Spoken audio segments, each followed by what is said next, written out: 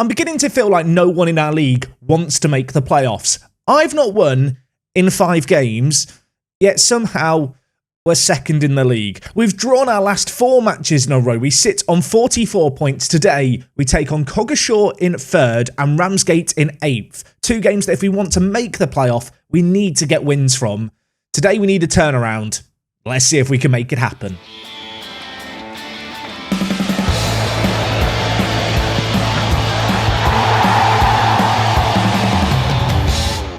So yes, folks, how is it going? And welcome back to episode number 15 of Park to Prem. Last episode, I entitled it A Goal Drought because Jack Daldry hadn't scored in 13 hours. If you didn't see that video, go watch it. Since then, the rest of the team has decided to slow down on the goal scoring.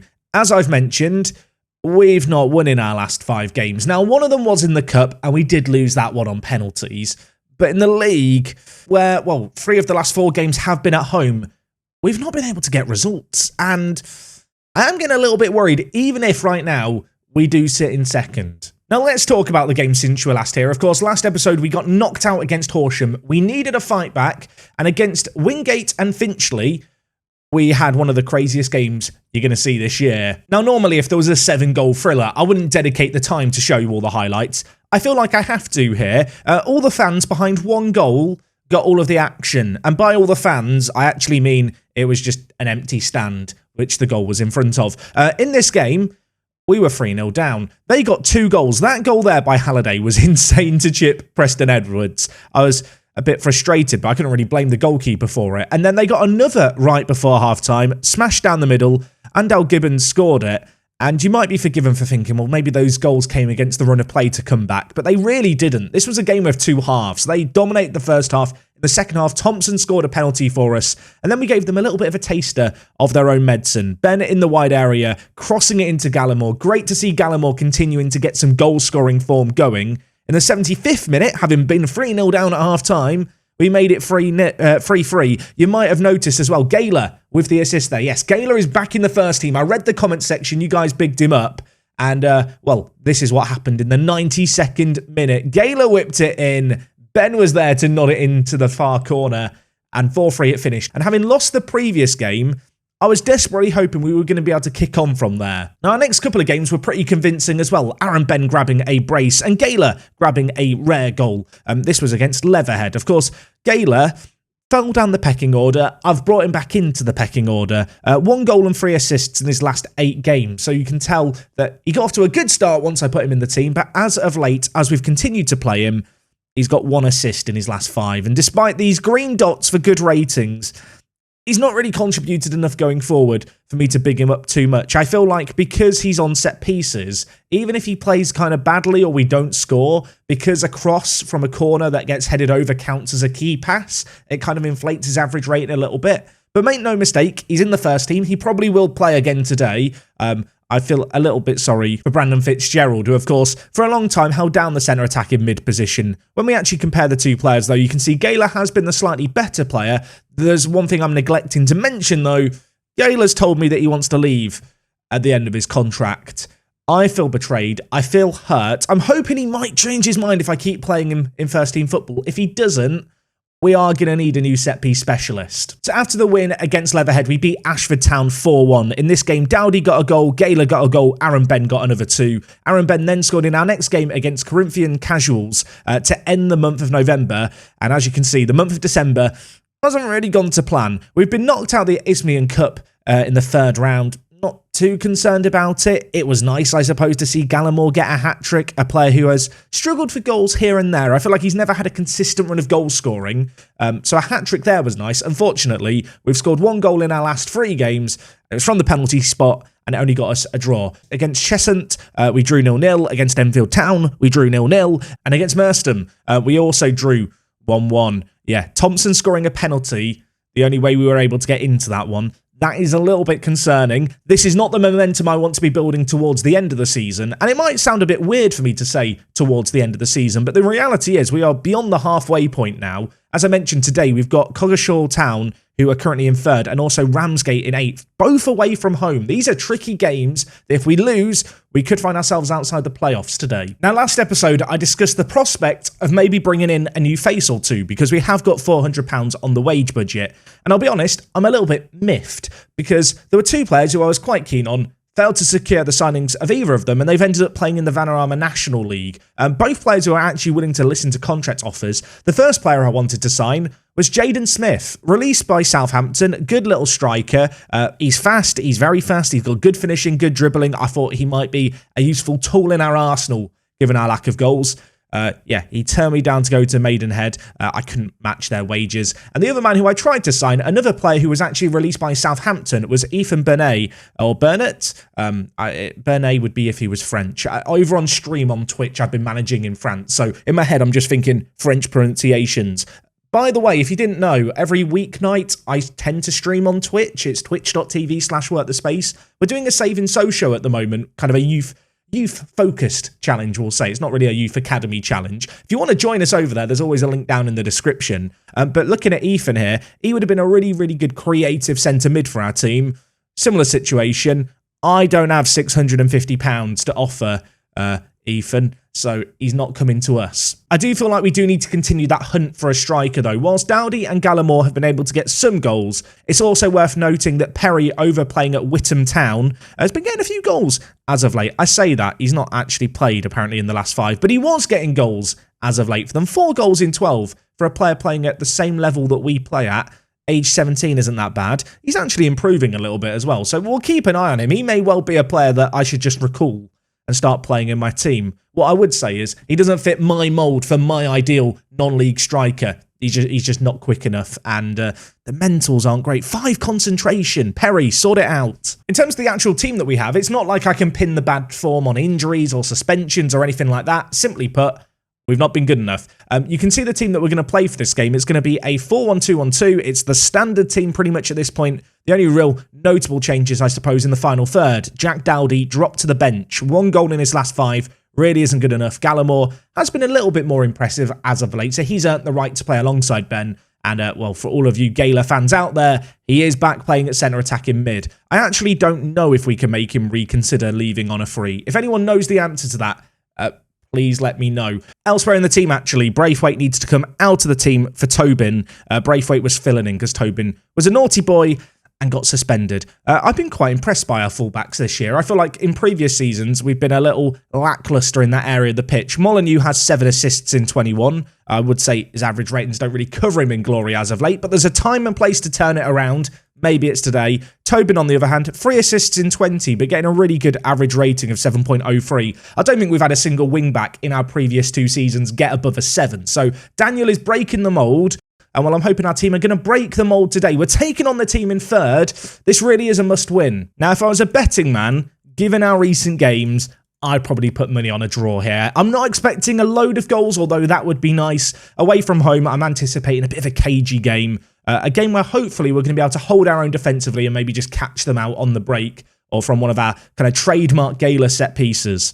Anyway, 10 minutes into this game, they are going to have to do a bit of defending perhaps because we've actually got the ball. A rare sight to see us starting with the ball as of late. Although if we give it away to them in our half, that's always going to, well, potentially spell disaster. Always potentially. That is an oxymoron and a half, isn't it? Can we get some defending done here? It's whip back post. And Owen Goodlife is living the good life. He's just scored after 10 minutes. And that is kind of the worst possible start. When you're struggling for goals and you're kind of clinging on for good clean sheets. You know, you can only draw 1-1 and 0-0. Conceding after 10 minutes doesn't really fill you with a load of hope or confidence. I mean, it sounds like I'm feeling defeated. Jack, you're 2nd in the league. Why are we panicking? We need to remain positive here. Of course, we always, with our shape, are going to afford the fullbacks a little bit of space, but hope that balls like that aren't going to come from them. I feel like it's a risk worth taking at this level. Fullbacks don't really have the passing range. I say that, of course, we've got Molyneux, who has 7 assists in 21. He's a pretty good creative player that they can't afford to give time and space to. And while Ben has the ball here, gives it to Molyneux, who's going to whip it in. Speaking of the devil, keeper spills it. What is going on there, goalie? Thompson to Tobin. Whips it towards the back post. Ben should be able to keep that alive. He does. Molyneux crosses it in. Gallimore tucks it into the bottom corner. And I've just spoken it into existence. We talked about Molineux pre-game not being good enough. He's turned provider there. GAYLER showing why he's in the team ahead of Jack Dowdy. That was a pretty patient goal. A goal where we had to, well, bide our time, wait for the right opportunity. They had plenty of men back, but we were able to find the right passes, create the right opportunity. With it, we're right back in this game before half-time. And yeah, I mean, not a lot of highlights here, but we will take that. And of course, I say that, and then another highlight begins. It's the 41st minute. Ball whipped in. Sadiq gets it away. Sadiq, been a really important player for us. And it's GAYLER played through by Ben. One-on-one. I never truly believed he was going to score that. That was, I mean, that was pretty bad by all accounts, wasn't it? And in fact, with that, it's going to mark half-time. Maybe that's a good note to end on. Blazed over the crossbar, that effort. A really good chance before half-time. I'm going to tell the players it's not good enough and I'm not happy, but actually, given our recent form, 1-1 against Coggleshall away from home doesn't really seem that bad. They are third in the league for a reason. You can see right now with results as they are, we are going to stay in second. Worth noting, there are a few teams behind us with games in hand. So the actual placement of ourselves in the league is maybe a little bit deceptive. A win here is rather important, but perhaps avoiding the defeat is even more important just to ensure that Coggleshall don't go above us. Anyway, first highlight of the half coming in the 64th minute. Ben has just taken down a guy off the ball. I don't know what I've witnessed there. I'm going to make some changes. GAYLER on a 6.3. He's not been in good form lately. I'm going to have to bring in Fitzgerald there. Elsewhere, Jones has been a little bit quiet this season, dare I say, although Verdon hasn't played much better. I think actually I'm going to hold on to my second two subs for now. This feels like a game where the complexion could change. We might need to go more defensive or more attacking, and in fact, it might be more defensive because Molineux, the left back, has turned provider again. Friendship ended with GAYLER. Molineux is my set-piece specialist now. Aaron Ben nods it in at the near post. He was just completely unmarked here, it felt like. The defence didn't challenge him. He gets into the top corner. And, well, with it, we take the lead for the first time in this game. And I feel like, actually, over the last few episodes during this season, we've made a habit of coming back from behind. But I do feel like this game here is maybe going to be a slightly tougher one for us to defend our lead. We'll see whether or not that ultimately is the case in the 20 minutes that remain. Although if they give the ball to us like that, maybe Molineux can get a hat-trick of assists. Oh my word, that was actually really nice. Thompson from range hits it into the bottom corner. Is Three Bridges back? You go through 5 games, you don't get a win, you start to panic, you hit the record button, you go live, and suddenly it's the team of old. Fitzgerald on off the bench involved in the play. But a really nice team goal. I thought here when Thompson pulled the trigger, it was maybe a tad ambitious to go for it from there. It's found its way into the bottom corner. It makes it 3-1. We will take that. Thompson, big ball over the top to GAYLER. That has caught me out. That pass came from nowhere. Can GAYLER apply the finish? No. No, again, no, he can't. He's not very good in one-on-ones, is he? Anyway, time has whittled down here. We are going to end up victors. They didn't look very good. I thought they were going to provide a much tougher game for us. We've ended up winning this one 3-1, and that is a huge away win against a team directly behind us in the league. I thought this would be the more tricky of the two games today. Of course, our other game is against Ramsgate. So with that win, we climb up to second. Coggleshall drop down to fourth. Elsewhere, St Albans, or Albans, apologies, English language. It's Albans, I've been told. They are 3 points ahead of us now. They must have lost. Who did they lose to? They lost to Ramsgate. That's scary because Ramsgate is our next game, and Ramsgate are in 7th now. It is also just worth being aware, of course, all these teams behind us have games in hand. So whilst it looks like we're comfortably in the playoffs, things can change rather quickly here. I'm going to hop forward. Ramsgate in a week's time. They've just beaten the team who are top. Let's see if, as the team in second, we can do a little bit better. It's been a relatively quiet week since the last game. I had a little bit of a look at players just to see if there are any set-piece specialists out there, the likes of GAYLER, someone who could come in and maybe slot in either right now or maybe for next season, a potential option, but there really isn't anyone at this level who has 14 corner taking and 12 free kicks. So I feel like for now at least, we're going to be stuck with Curtis GAYLER. I might continue to have a little bit of a hunt and see what's available there, but generally speaking, when you look at the team, it's a team that's performing well at this level. I don't feel a desperate need to add any players. It's just a case of if we miss out on promotion potentially this year, because I didn't spend what remains of the wage budget, I'm probably going to end up regretting it, aren't I? I haven't really given Thompson, I feel like, enough credit at centre mid. Of course, he's been on loan the last couple of years.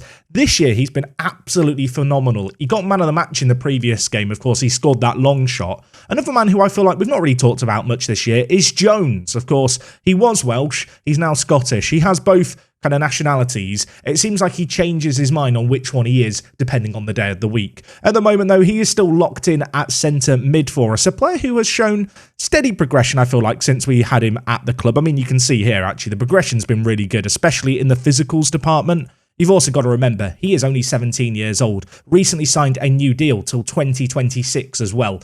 You may have noticed, actually, looking at player contracts, a large amount of the team now have committed to deals into next season, which is always really, really good news. GAYLER, by the way, has agreed to sign a contract at the end of his current one, which means that it just triggers on the 24th of June. I don't know why it's such a random date, but the 24th of June, he's going to get that new deal. So the good news is this team that is getting us quite far right now is going to be sticking around, and I haven't had to dish out too many wage rises, which of course, when we consider the financial predicament, which is still really bad, but we're just going to pretend it's not a thing, that is rather important. But as mentioned, this team is the same team that played the previous game. Worth noting, Ramsgate played in midweek. So with that in mind, I'm expecting them to be a little jaded, perhaps, coming into this game. They are playing a 4-4-1-1, or at least that's the formation I'm expecting them to play. If that is the formation they go with, I might push our wing-backs a little higher up the pitch. And in fact, it is the shape they're going to go with. So straight away here, I'm going to go to wing-backs on attack with one centre attack in mid and, well, the one striker. I feel like we can afford them to get forward a little bit more. Our fullbacks in the wide areas really try and apply a little bit of width. Of course, that's not to say Addy and McCoy aren't going to get forward for Ramsgate, but it's very unlikely that they're going to get in behind our fullbacks to the same degree they would if, say, they were wide attacking mids. Anyway, we've got a corner. It's going to be whipped in towards Sadiq, and we will take that all day, every day. 14 corners for GAYLER coming up clutch. I said that Molyneux was my new best friend from set pieces last game. I take it back. 14 corners for this level is just ridiculous. And when you've got a player like Sadiq with 18 jumping reach, that's going to be pretty powerful at this level, as it's proven to be here. We take the lead, and you'd have to say deservedly so. In this first half an hour, we have been the better team. Chance for us maybe here. GAYLER chopped from behind by Griffiths, and he's been shown a straight red for a professional foul. I thought that one of their defenders might have been able to cover that there, but apparently not. I mean, it could be a double whammy. GAYLER hits it just over, but from Ramsgate's kind of point of view, they were in this game. Yes, they were a goal down, but they were still had a chance, I suppose. They've just lost a man. Surely this is our game to lose now. And in fact, half-time's going to come. We're 1-0 up. They're down a man. They're basically in the situation we found ourselves in against Horsham last time out. And we have a real opportunity here to get a second successive win. A successive win. Second successive win. Words are hard. Away from home against another top team. Can we make it happen? Oh my word. Sadiq's done it again.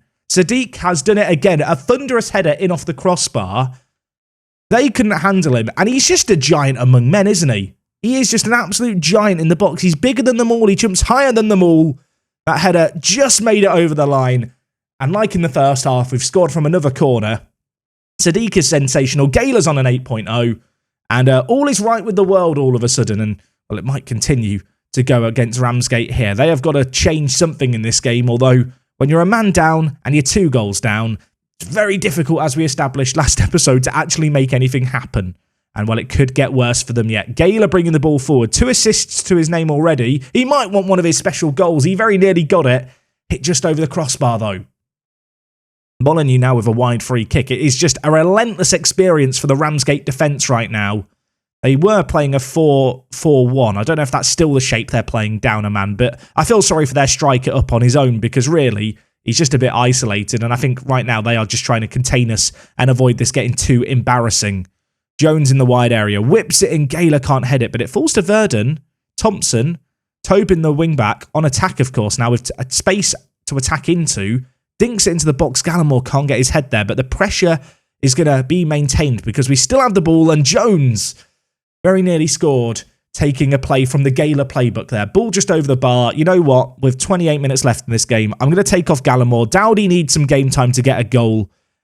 Elsewhere, I mean, I don't really want to change anything else. There's just a sea of green. I feel like we're playing well. You know what? We'll confirm that sub and just keep going the way we are. Molyneux, throw in down the line to Ben. It's one of these games where I don't really feel a need to change anything. I just kind of want to take my hands away from the keyboard and not fiddle, and I feel like the result will come. Do you ever have games like that? I feel like there's a desire for some Football Manager players to feel like they're constantly having a play, constantly micromanaging and doing stuff. For me personally, there's times where I'm willing to take my hands off the wheel and just say, FM gods, take it. I might regret saying that because they've just scored. Rory Smith. I think that might be their first shot of the game on target. Maybe I'll put my hands back on the wheel.